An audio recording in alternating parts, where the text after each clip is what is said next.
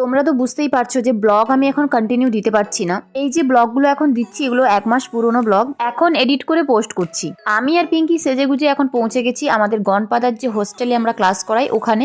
ওদের আজকে নারী দিবস উপলক্ষে প্রোগ্রাম হচ্ছে। এই 15 দিন মতো টাইম পেয়েছিলাম পুরো প্রোগ্রামটা রেডি করার জন্য, আর আমরাও এত ব্যস্ত ছিলাম যে কন্টিনিউ ক্লাসও করতে পারিনি সেইভাবে। যেহেতু নারী দিবস উপলক্ষে প্রোগ্রাম, এখনো সমাজে আমাদের নারীদেরকে কি চোখে দেখা হয় আর আমরা চাইলেই যে সব পারি করতে, সেটাই প্রেজেন্ট করার চেষ্টা করেছিলাম। আর এই যে ব্যাক স্টেজে আমি ওদেরকে বুঝিয়ে দিচ্ছিলাম কোন পজিশন হবে কি না হবে, কারণ এবারে সময়টা খুবই কম পেয়েছিলাম, তাই একটু টেনশন ছিল। এই প্রোগ্রামটা স্টার্ট হওয়ার কথা ছিল দুপুর 12টার দিক করে, কিন্তু শুরু হয়েছে প্রায় 2-2:30 মতো বেজে গেছে তখন। এর মাঝখানে হঠাৎ করে ওয়েদারটাও খুব খারাপ হয়ে যায়, ভাবছিলাম মনে হয় প্রোগ্রামটা ক্যান্সেলই হয়ে যাবে, বাট সেরকম কিছু হয়নি। এটা ছিল আমাদের প্রেজেন্টেশনের ফিনিশিং পশ্চার। প্রোগ্রাম শেষে সবাই খুব ভালো বলেছে যে প্রোগ্রামটা এত কম টাইমে এত সুন্দরভাবে নেমেছে।